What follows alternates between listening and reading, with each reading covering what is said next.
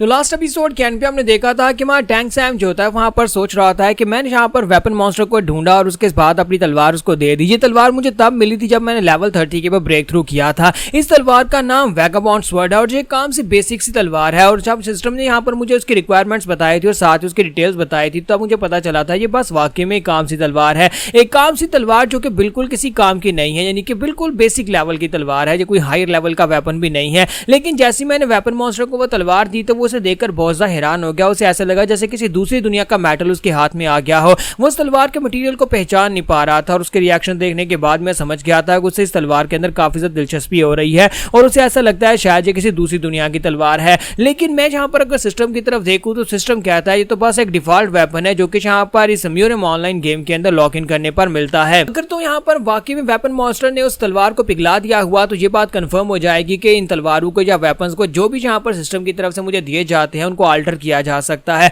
उनको पिघलाकर एक नई शेप दी जा सकती है और उसके साथ में जहां पर तलवार की बजाय कुछ भी बनवा सकता हूं। तो इसी के साथ ही वो कहता है कि मैं जहां पर इस मॉन्स्टर के पास इसलिए आया था क्योंकि ये जहां पर बड़ी लगन के साथ काम करता है और कहता है कि इसे वेपन मॉन्स्टर इसलिए कहता है कि इसे जो काम दिया जाता है वो काम जरूर पूरा करता है और मुझे लगता है कि महीना पूरा होने के बाद उसने मेरा काम कर दिया होगा। तो इसी के साथ ही हमारा टैंक सैम जो होता है दरवाजा खोलकर जैसे ही वहां पर अंदर आता है तो अंदर अंधेरा होता है। वहां पर सामने मास्टर युलजी ताई बैठे नूडल्स खा रहे होते हैं और आग की भट्टी बुझ चुकी होती है क्योंकि मास्टर जो पहले यहां पर से जा चुके हैं म्यूरियम अलायंस की तरफ। तो जैसे ही हमारा टैंक सैम अंदर आता है और मास्टर ताई की तरफ देखता है, मास्टर ताई उसकी तरफ देखते हैं, वो दोनों एक दूसरे को देखकर हैरान हो जाते हैं। तो टैंक सैम उसे कहता है कि बुड्ढे तुम कौन हो, तो वो उसे कहता है लड़के तुम कौन हो। तो इसी के साथ ही जहां पर नेक्स्ट सीन में दिखाते हैं कि रूमर्स जो होते हैं बड़ी तेजी के साथ फैलते हैं, जैसे अफवाहें जो होती हैं वो वाकई में बड़ी तेजी के साथ फैलती हैं। तो अब जबकि यहाँ पर नॉर्थ की तरफ तैमूर खान को मार दिया गया और तैमूर खान एक बहुत ही पावरफुल कैंडिडेट था, म्यूरियम का दुश्मन था और इसी वजह से ये खबर बड़ी तेजी के साथ फैली। तैमूर खान एक बहुत ही पावरफुल एडवर्सरी था, यहाँ तक कि मार्शल आर्टिस्ट भी उसका नाम लेते हुए रिस्पेक्ट देते थे क्योंकि हालांकि वो एक मार्शल मास्टर नहीं था लेकिन उसने अपनी शेयर फोर्स और पावर के साथ नॉर्थ के ऊपर कब्जा कर रखा था।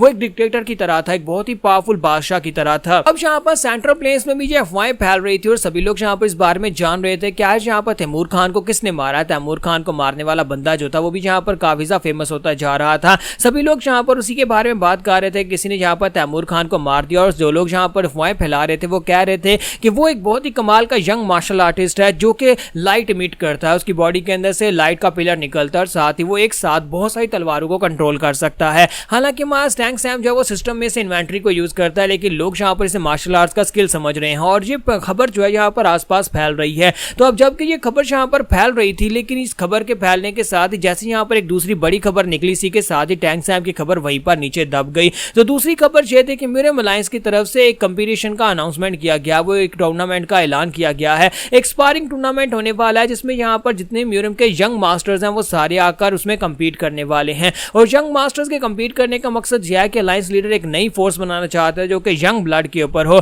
यंग ब्लड के ऊपर मुश्तमिल यहाँ पर एक ऐसी फोर्स बनाई जाएगी जिसके अंदर सिर्फ और सिर्फ यंग मास्टर्स और यंग खून के लोग ही होने वाले हैं। और इसी वजह से क्योंकि अब यहाँ पर डिमोनिक और ऑर्थोडॉक्स फैक्शन जो है वो काफी अरसे से एक बाइंड में है और उनकी फाइट रुकी हुई है, तो वो इस फाइट को कंप्लीट करने के लिए इस टूर्नामेंट को कर रहे हैं ताकि लोगों को यहाँ पर फिर से जोश दिलाया जा सके और इस फाइट को कंप्लीट किया जा सके। तो मास्टर ताई जो होते हैं हमारे टैंक सैम को अपने साथ लेकर म्यूरियम अलायंस की तरफ चल पड़ते हैं। तो वो लोग कश्ती में बैठकर पानी के रास्ते जा रहे होते हैं। तो रास्ते में जाते हुए मास्टर ताई कहते हैं कि जरा देखो तो सही, इस लड़के को देखकर पता चल रहा है कि ये एक मार्शल मास्टर है क्योंकि ये बहुत ज्यादा शांत है। और हमारी मार्शल म्यूरियम के अंदर शांत लोगों के बारे में दो बातें की जाती है, एक जो शांत लोग होते हैं वो या तो बहुत ज्यादा डरपोक होते हैं और वो अपने अपने काम से काम रखते हैं और दूसरा जो शांत लोग होते हैं वो बहुत ज्यादा खतरनाक होते हैं और उन्हें अपनी पावर के ऊपर पूरा कॉन्फिडेंस होता है कि जब वो बोलेंगे तो अगले की खटिया खड़ी कर देंगे। और मुझे इस लड़के को देखकर किसी भी एंगल से ये कमजोर दिखाई नहीं देता, लेकिन दूसरी बात ये भी है कि इसकी बॉडी के अंदर से जरा सी भी एनर्जी महसूस नहीं हो रही, ऐसे लगता ही नहीं है कि ये एक मार्शल मास्टर है। तो इसी के साथ ही वो कहता है कि मैं चाहे कितना ही इस लड़के के चेहरे को देख लूं मैं इसे रीड नहीं कर पा रहा। तो मास्टर से अपना नाम बताते और कहता है कि मेरा नाम युलजी ताई है और म्यूरियम के अंदर ज्यादातर लोग मुझे हीवन स्प्लिटिंग टायरेंट सेबर के नाम से जानते हैं। तो हमारा यंग मास्टर टैंक सैम जो होता है चुपचाप बैठा रहता है, आगे से कोई रिएक्शन नहीं देता।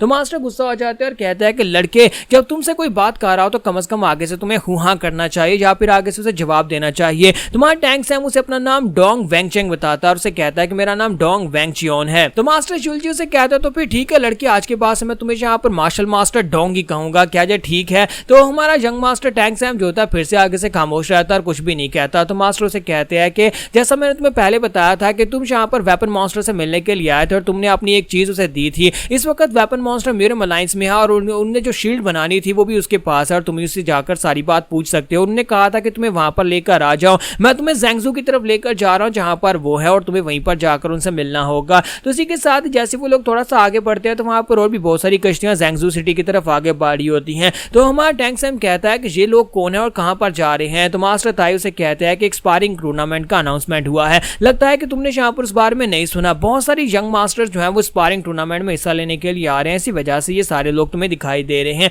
ये सारे के सारे यंग मास्टर्स और यंग मिसेज हैं जो नोबल फैमिलीज और बड़ी फैमिलीज के हैं, ये सारे उस टूर्नामेंट में हिस्सा लेने के लिए ही जा रहे हैं। और साथ ही उसे कहता है कि मैं तुम्हें एक और बात बता दूं कि वहां पर जाने के बाद तुम मास्टर वेपन डेमन से मिलने वाले हो, इसलिए वहां पर जाने के बाद अपने काम से काम रखना। ये सारे के सारे यंग मास्टर्स बहुत ज्यादा एटीट्यूड और गुस्से वाले हैं, इसलिए किसी भी यंग मास्टर की तरफ घूर कर मत देखना, ना ही यहाँ पर किसी से फालतू की बहस करना, क्योंकि इससे तुम्हें यहाँ पर काफी ज्यादा नुकसान हो सकता है और तुम्हें उससे फाइट करनी पड़ सकती है। तो टैंक सैम उसे कहता है कि आपको परेशान होने की जरूरत नहीं है, मेरा म्यूरम में जाने का मकसद सिर्फ वेपन मॉन्स्टर से मिलना है, मैं वहां पर जाकर किसी से कोई फाइट नहीं करने वाला और मैं फजूल की फाइट करता भी नहीं हूं। तो इसी के साथ ही अब यहाँ पर नेक्स्ट सीन जो है, नेक्स्ट एपिसोड जो है वो हमारी ज़ैंगज़ू की दिखाई जाएगी, जहां पर हमारा टैंक सैम शायद इस कंपटीशन का हिस्सा बन जाए।